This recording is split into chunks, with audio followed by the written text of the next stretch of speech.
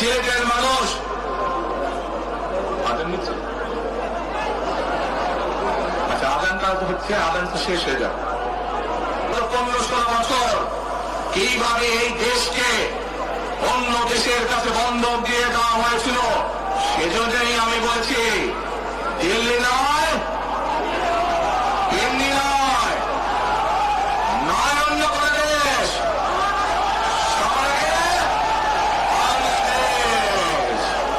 প্রিয় ভাই বোনেরা, আমি আরেকটি কথা বলেছিলাম, যখন স্বৈরাচার এই দেশের মানুষের ঘাড়ে চেপে বসেছিল, সেই কথাটা ছিল টেক ব্যাক বাংলাদেশ। মনে আছে যে আমরা টেক ব্যাক বাংলাদেশের অর্ধেক পথে, হাফ পথে এসে দাঁড়িয়েছি, অর্ধেক পথে এসে দাঁড়িয়েছি। দেশকে আমরা স্বৈরাচার মুক্ত করেছি, আমরা গণতন্ত্রের প্রতিষ্ঠার যাত্রা শুরু করেছি। এখনো সেই যাত্রা শুরু হয়নি। 12 তারিখে ধানের শীষকে নির্বাচিত করার মাধ্যমে গণতন্ত্রের সেই যাত্রা শুরু হবে। টেক ব্যাক বাংলাদেশ মানে শুধু গণতন্ত্রের রক্ষা নয়, এর সাথে আরো কথা আছে। ওই যে বললাম খাল খনন, ওই যে বললাম কৃষক ভাইদের পাশে দাঁড়ানো, শুধু এখানেই থেমে থাকলে চলবে না। আমাদের দেশের জনসংখ্যার অর্ধেক হচ্ছে মা বোনেরা, অর্থাৎ নারী সমাজ। এই মা বোনদের কাছে আমরা নির্বাচিত, ইনশাল্লাহ 12 তারিখে ধানের শীষ নির্বাচিত হলে আমরা তাদের কাছে তাদেরকে স্বাবলম্বী করে গড়ে তোলার জন্য, এখানে আপনাদের যাদের সংসার আছে জানেন, স্বামী স্ত্রী দুইজনে মিলে সংসার সুন্দর হয়, যাতে আমাদের মায়েরা আপনাদের পাশে, বোনেরা আপনাদের পাশে থেকে সংসারকে সচ্ছলভাবে গড়ে তুলতে পারেন। আমরা গ্রামে গ্রামে, শহরে শহরে সকল দুস্থ পরিবার যারা আছে, মধ্যবিত্ত নিম্নমত সকল পরিবার কাছে ফ্যামিলি কার্ড পৌঁছে দিতে চাই।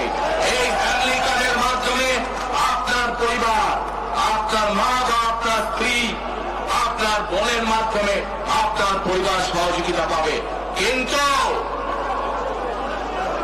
এই ফ্যামিলি কার্ডকে যদি বাস্তবায়ন করতে হয়, তাহলে কি করতে হবে? কি করতে হবে? ধানের শীষকে জয়যুক্ত করতে হবে। পারবেন ইনশাল্লাহ।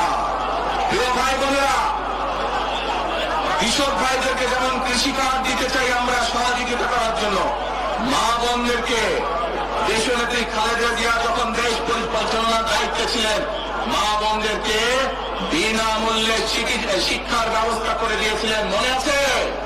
এখানে বহু মা বোন আছে সেই সময় যারা এই সুবিধা পেয়েছিলেন। আপনাদের ঘরে বহু মা বোন আছে যারা সেই সুবিধা পেয়েছিলেন।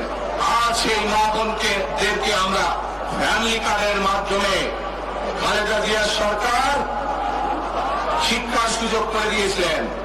আপনাদের আগামী দিনের ধানের শীষের সরকার, বিএনপি সরকার, সেই শিক্ষিত মা বোনদেরকে, সেই মা বোনদেরকে, সকল মা বোনদেরকে অর্থনৈতিকভাবে আমরা স্বাবলম্বী করে গড়ে তুলতে চাই। প্রিয় ভাই বোনেরা, আসেন এবার টেক ব্যাক বাংলাদেশের আরেকটি কাজ বাকি আছে। সেই কাজ হচ্ছে আমাদের দেশের লক্ষ লক্ষ যুবক যুবতী, অর্থাৎ তরুণ সমাজের সদস্যরা, যুব সমাজের সদস্যরা, লক্ষ লক্ষ সদস্যরা বেকার হয়ে বসে আছেন, আছে না? এই বেকারদের জন্য আমরা কর্মসংস্থান তৈরি করতে চাই। সিলেটের মানুষ আদান নিচ্ছে। আচ্ছা, আদানটা হচ্ছে, আদান তো শেষ হয়ে যাবে।